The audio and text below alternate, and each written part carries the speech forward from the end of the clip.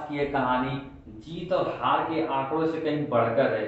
यह कहानी है उस टूटे हुए दिल की जिसने सत्ता के अहंकार को चुनौती दी और यह साबित कर दिया कि जब एक माँ इंसाफ की खातिर सड़कों पर उतरती है तो बड़े से बड़े राजनीतिक कीड़े ताश के पत्तों की तरह ढह जाते हैं।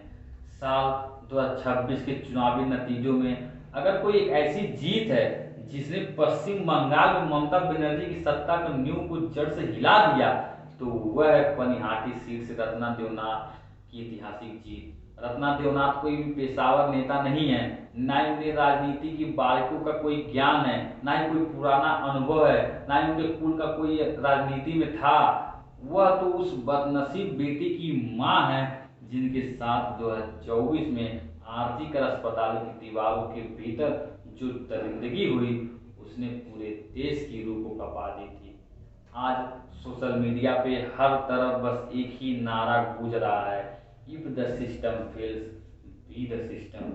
यह महज एक नारा नहीं है बल्कि यह ममता बनर्जी की हार का सबसे बड़ा सबूत है, यानी कड़वा सबूत है। जब अपनी बेटी के इंसाफ के लिए उस माँ ने शासन प्रशासन के हर दरवाजे को खटखटाया और बदले में उन्हें सिर्फ आश्वासन मिला और गंदी राजनीति मिली, तो उन्होंने यह तय कर लिया कि अब वह याचक बनकर इंसाफ की भीख नहीं मांगेंगी। उन्होंने तय किया कि अगर सिस्टम बेटियों को सुरक्षा नहीं दे सकता तो उस सिस्टम के अंदर बैठकर उन्हें बदलना होगा। तभी तय कर लिया कि वो चुनावी मैदान में उतरेंगी।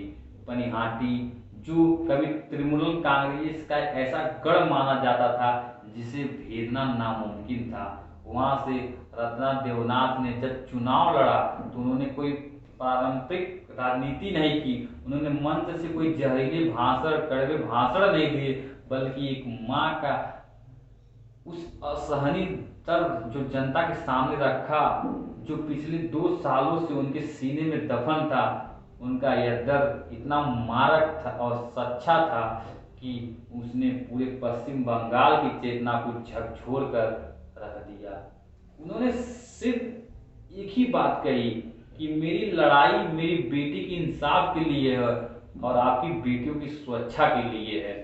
मंच पर उनके बहते आंसू, उनकी सिसकियों वाली तस्वीरों ने बंगाल की करोड़ों महिलाओं के दिल में घर कर लिया, यानी उनके दिल में घर बना लिया। राज्य की महिलाओं को लगा कि रत्ना देवनाथ ही वो असली आवाज, असली चेहरा है जो सत्ता की कुर्सी पर बैठकर उनकी सुरक्षा की गारंटी दे सकती हैं। नतीजों ने साफ कर दिया कि 20,000 से ज्यादा वोटों का मार्जिन कोई मामूली जीत नहीं है और कोई मामूली जीत भी नहीं होता है, बल्कि यह उस राजनीति के खिलाफ एक जनादेश है जो महिला सुरक्षा जैसे संवेदनशील मुद्दों पर असंवेदनशील बनी है। ममता बनर्जी खुद एक महिला मुख्यमंत्री होकर भी शायद उस माँ के दर्द की गहराई को नाप नहीं पाई और यही उनकी सबसे बड़ी राजनीतिक चूक साबित हुई। जनता ने खुद खड़ी होकर सिस्टम बनने का फैसला किया और यह देश के तमाम नेताओं के लिए एक खुली चेतावनी है कि आप किसी माँ के आंसू का सौदा नहीं कर सकते, ना ही नाप सकते हैं, लेकिन यह सिर्फ एक जीत, एक भावनात्मक लहर की राजनीति नतीजा नहीं थी। अगर हम गहराई से विश्लेषण करें तब पता चलता है कि 2011 से 2021 तक जिस ममता बनर्जी की टूटी बोलती थी उनका किला अंदर से कमजोर हो चुका है। 2021 की शानदार जीत के बाद ऐसा लगने लगा था कि बंगाल में दीदी का कोई विकल्प ही नहीं है, लेकिन जमीनी हकीकत टीवी की हेडलाइन से बिल्कुल जुदा थी।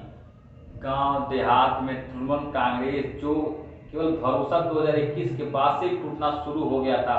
सत्ता के लंबे दौर में निचले स्तर के नेताओं का तानाशाही रवैया, जबरन वसूली के सिंडिकेट्स राज्य में आम बंगालियों का जीना मुहाल कर दिया था। करप्शन और घोटालों की खबरें हर दिन आ रही थी, लेकिन लोगों का खौफ के मारे खामोश थे। 2026 में जब जनता को मौका मिला तो उन्होंने वोट की चोट से इस डर को हमेशा के लिए खत्म कर दिया। यह नाराजगी एक दिन की नहीं है, बहुत पुरानी नाराजगी है, बल्कि यह ठीक वैसी थी जैसे कभी लेफ्ट के 34 साल के शासन को उखाड़ फेंक गया था। इस हार के पीछे एक और बड़ी वजह भी उत्तर बंगाल और पश्चिम बंगाल के बीच बढ़ती हुई खाई। उत्तर बंगाल के सिलीगुड़ी, जलपाईगुड़ी और कूच बिहार जैसे इलाके सालों के खुद को उपेक्षित महसूस कर रहे थे। वहाँ के लोगों को मन में यह बात पत्थर की लकीर बन चुकी थी कि विकास का सारा पैसा और ध्यान सिर्फ कोलकाता के आसपास ही केंद्रित रहता है। इस बार बंगाल ने अपनी पूरी पुरानी नाराजगी को भारतीय जनता पार्टी के पक्ष में तब्दील कर दिया। दूसरी तरफ दक्षिण बंगाल, जो कभी टीएमसी की जान हुआ करता था, टीएमसी का गढ़ हुआ करता था, वहाँ के शहरी और ग्रामीण वोटर वसूली सिंडिकेट और भ्रष्टाचार से इस कदर तंग आ चुके थे वहाँ के लोग कि उन्होंने कुशासन के खिलाफ अपना फैसला सुना दिया। इन दोनों इलाकों की जुगलबंदी ने टीएमसी की जमीनी को पूरी तरह से खिसका दिया। इस पूरे बदलाव में संगठन की ताकत को भी नजरअंदाज नहीं किया जा सकता।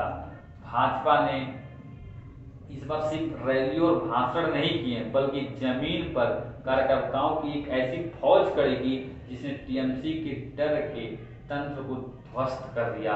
बंगाल की राजनीति की यह कड़वी सच्चाई रही है कि यहाँ अक्सर डर के साय में मतदान होता था, लेकिन इस बार पन्ना प्रमुखों और कार्यकर्ताओं ने घर घर जाकर लोगों को भरोसा दिलाया कि उनका वोट सुरक्षित है। रैलियों की भीड़ अक्सर धोखा दे जाती है, लेकिन वोटिंग मशीनों के सामने जब एक आम आदमी बिना किसी खौफ से खड़ा हुआ तो उसने परिवर्तन को चुना। उन्होंने भाजपा को चुना, उन्होंने रत्ना देवनाथ को चुना। रत्ना देवनाथ की यह जीत दरअसल उसी टूटे हुए डर और जागृति हुई चेतना का प्रतीक है जिसने पश्चिम बंगाल की राजनीति के एक पूरे अध्याय को ही बदल कर रख दिया। यह वीडियो कैसा लगा कमेंट सेक्शन में जरूर बताएं। चैनल को सब्सक्राइब कर दें, बेल आइकन को जरूर प्रेस करें। मिलते हैं अगले वीडियो में, तब तक के लिए जय हिंद।